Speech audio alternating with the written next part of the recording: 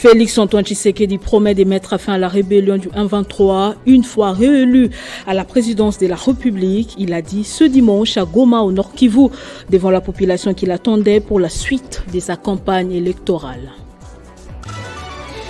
Nouveau sommet de la CEDEAO, les sanctions et les transitions en cours au Mali, au Burkina et en Guinée étaient au cœur des discussions ce dimanche à Abuja au Nigeria. Nouveau journal sur Télé 50, bienvenue à tous. Le candidat président de la République, Félix Antoine Tshisekedi, est arrivé en début de cette soirée du dimanche dans la ville de Goma, au Nord Kivu, pour sa campagne électorale. Il promet de mettre fin à la rébellion du 1-23 et son parrain Paul Kagame. Félix Antoine Tshisekedi a aussi promis l'effectivité de la gratuité de l'enseignement au niveau du secondaire s'il est encore élu président de la République. C'est à 18h heure locale que le président sortant Félix Antoine Tshisekedi est arrivé au stade Afia de Goma, où des milliers de militants de différents partis politiques, membres de l'Union sacrée pour la République, l'attendaient pour l'écouter. Prenant la parole, le candidat président de la République numéro 20 a d'abord dit merci à toute cette population qui a bravé la pluie pour l'attendre. Il promet mettre fin à l'insécurité, surtout à la rébellion du 1-23, ainsi que son parrain, le président rwandais Paul Kagame. Je vous promets que ce combat va continuer et nous allons débarrasser notre pays des terroristes du M23 qui sont emmenés par leur leader Paul Kagame. Nous allons mettre fin à leur règne barbare, au terrorisme qui a endeuillé le peuple congolais pendant des dizaines d'années. Je compte sur votre soutien pour que le combat continue. Après la ville de Goma, Félix Antoine Tshisekedi va se rendre dans les villes de Beni et Butembo pour, selon ses dires, compatir avec cette population du Grand Nord victime de l'insécurité. Et justement, à 10 jours des élections générales en République démocratique du Congo, la Commission électorale nationale indépendante a réceptionné les derniers lots du matériel électoral commandé en Chine. Il s'agit d'un tonnage de 92 884 kg composé de documents sensibles des bureaux des votes. Il s'agit des fiches des résultats, des procès-verbaux, des opérations de vote supervisées conditionnées par les équipes de la CENI, dépêchées sur place depuis plusieurs semaines et réparties par circonscription, par antenne et par province. Aussitôt débarqué, cet ensemble de documents sensibles a pris la direction de l'entrepôt de la CENI avant l'opération de transbordage en vue de son acheminement dans des provinces. Pour ne pas favoriser une quelconque manipulation, le matériel est hautement sécurisé. C'est au petit matin du samedi 9 décembre 2023 que les personnels commis à la tâche a opéré des groupages par destination. Avant leur nouvel embarquement, en vue d'être acheminés vers les destinations respectives, pendant qu'une autre quantité demeurera bien évidemment à Kinshasa. Il importe d'indiquer que les matériels non sensibles produits localement avaient déjà fait l'objet du déploiement. Et pendant ce temps, la campagne électorale se poursuit. La candidate députée numéro 119 dans la circonscription de Funa et 20 dans la commune de Kalamu, Henriette Ouamou, a effectué une descente ce samedi dans sa base de Makala où elle a sensibilisé le sien pour sa réélection en 2024. La candidate députée nationale Henriette Ouamou s'est rendue ce samedi 9 décembre 2023 avec sa base dans la commune de Makala, circonscription des Funa.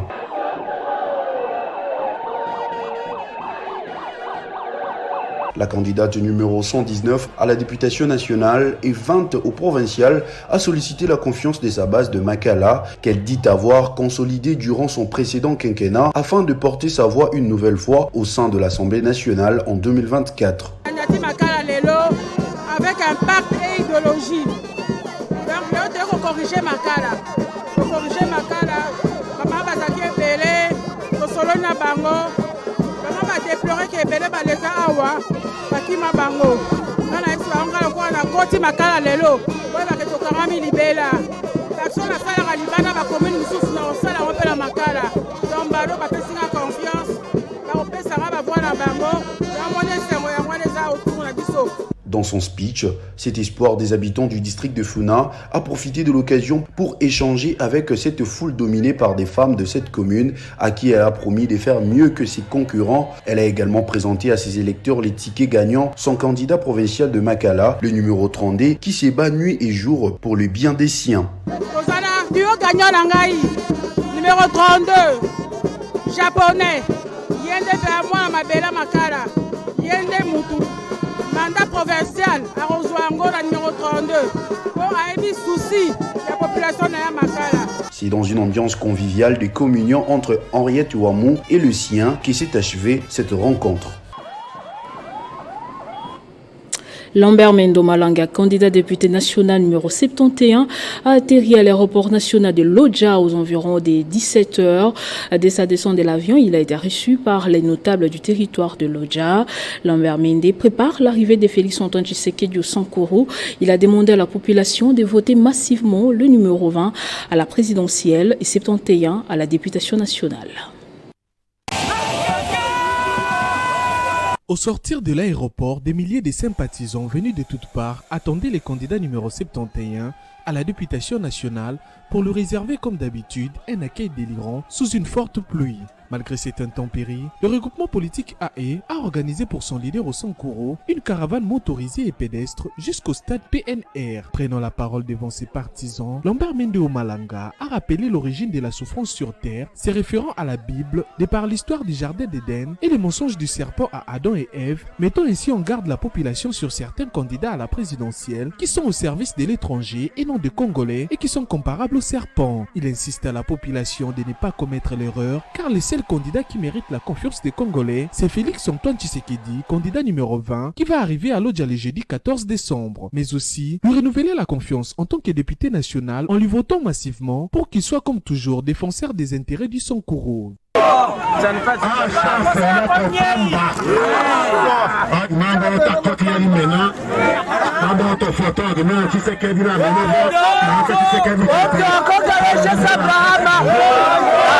En choisissant Félix Antoine Tshisekedi à la présidentielle et en le votant au niveau de l'Assemblée nationale ainsi que ses colistiers, Lambert Mende Malanga a demandé à la population de voter des députés provinciaux qui présentent une bonne moralité, étant donné que ce sont eux qui vont choisir un gouverneur, car durant ces 5 dernières années, le Sankuru a été victime d'une gouvernance déficitaire et abusive des droits de l'homme. Il a profité de la même occasion pour annoncer à ses électeurs la meilleure nouvelle de l'année, celle du lancement ce lundi des travaux de construction de l'aéroport de Lodja, plus de 63 ans après l'indépendance, et leur a demandé d'être nombreux à l'aéroport, une façon de lui dire merci en attendant l'arrivée le 14 décembre de Fachi Béton, l'initiateur de ces belles œuvres. Ololaba Fifi Masuka Saini a poursuivi avec sa caravane électorale ce samedi dans 2 quartiers chauds et populaires de Kolwezi, à Kanina comme au Golfe Istem. Elle a réussi à convaincre des milliers de personnes sur les biens fondés de donner un nouveau mandat à Félix Antoine Tshisekedi. Dans la continuité de sa caravane électorale, Marie-Thérèse Masuka Saini a rassemblé samedi 9 décembre 2023 à Kolwezi des milliers d'habitants du quartier Golfe Istem dans la commune de Dilala. Elle les a conscientisés à voter pour le candidat président de la République numéro 20 pour consolider les acquis et parachever l'élan de modernisation du Lualaba.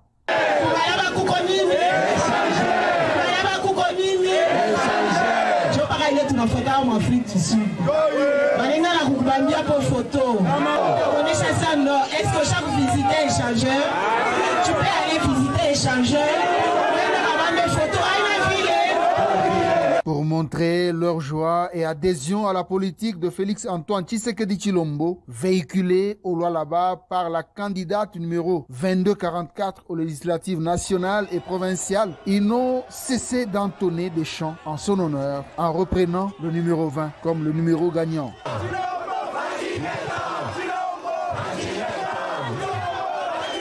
Les Kolweziens de ce coin chaud et populaire, communément appelé 5 ans, ont à l'unanimité accepté de donner un deuxième mandat à Tshisekedi Tshilombo.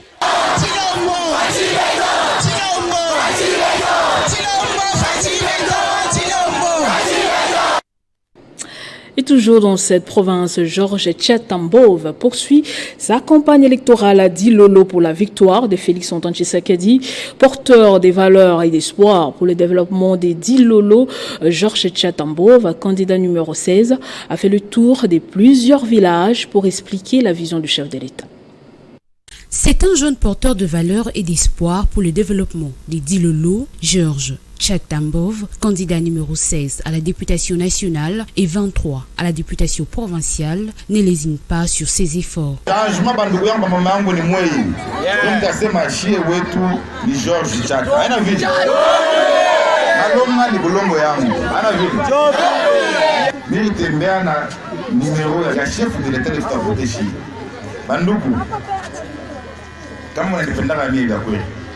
Kama kwa kweli mnasema Georges Chata ndio ndugu. Georges Chata ndio numéro 16 na numéro 23. Chifo mu voter na chef ya monter. Candidat au pour présidence numéro 20. Jinake Félix Tshisekedi.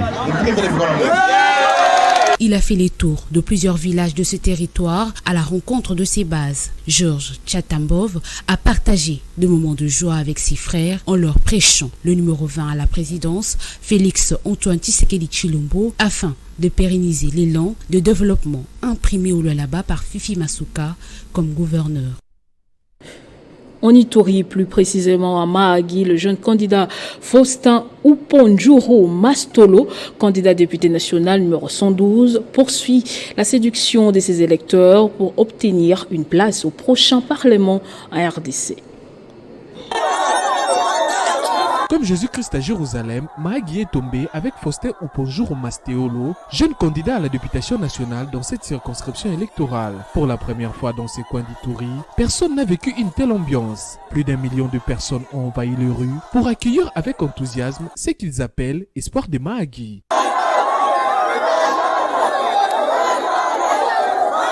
Les rues étaient bombées du monde, les femmes, les hommes et les enfants.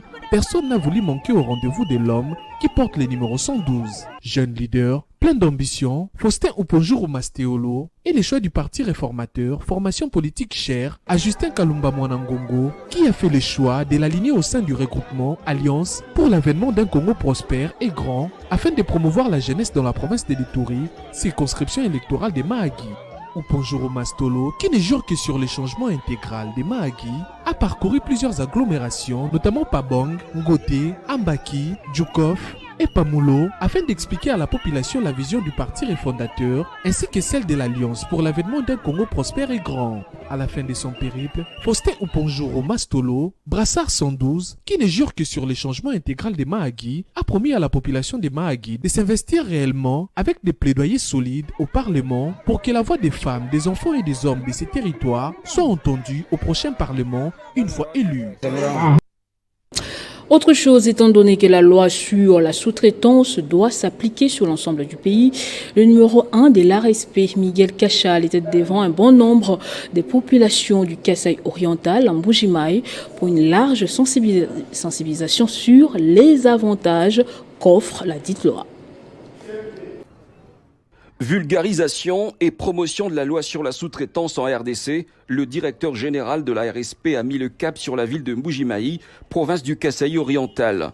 Accompagné de son adjoint, l'honorable Miguel Cachal a présenté l'objet de sa mission à l'autorité provinciale, cela avant de se rendre au stade Kachala-Bonzola, situé à environ 8 km du centre-ville, où l'attendaient des milliers des Est kassaïens qui lui ont réservé un fervent accueil. Présente à cette activité toute la crème des autorités politico-administratives et membres du Conseil provincial de sécurité. Au-delà des animations musicales dans leur diversité et présentations scéniques ayant trait à l'entrepreneuriat, le patron national de la sous-traitance a donc axé son speech sur les intérêts qui découlent de la mise en œuvre des textes légaux qui régulent la sous-traitance, tout en encourageant son public hétérogène à cultiver l'esprit entrepreneurial. Le président de la République est en train de booster l'entrepreneuriat. Nous devons oublier que l'amiba est papa et maman, n'est-ce pas? Nous devons oublier ça. Julie Kalenga, gouverneur de province, a par la suite remercié ses administrés pour l'intérêt manifeste à cette activité dont les participants interviewés ont énormément apprécié.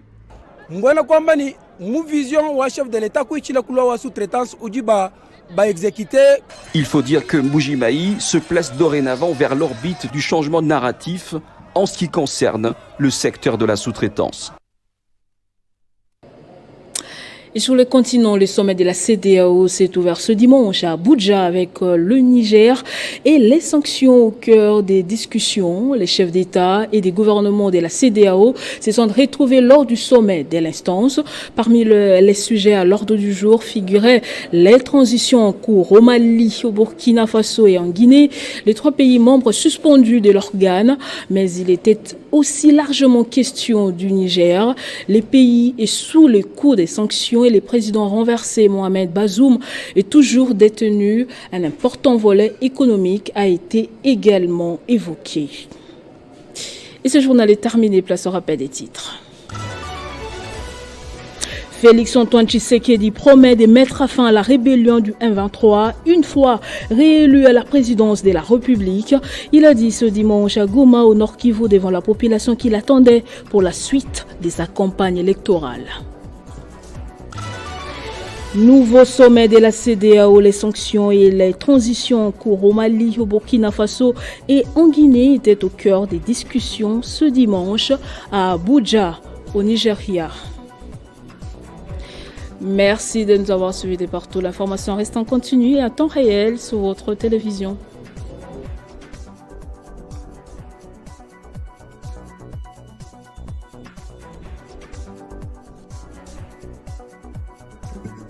Retrouvez toute l'actualité en continu sur www.tele50.cd.